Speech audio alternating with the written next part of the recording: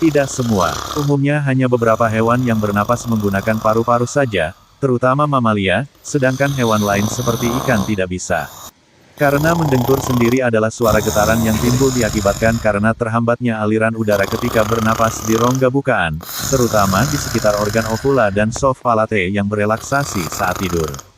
Penyebabnya bisa karena masalah tenggorokan, ketegangan otot rahang, kegemukan, saluran hidung, posisi tidur, kondisi khusus, dan lain-lain.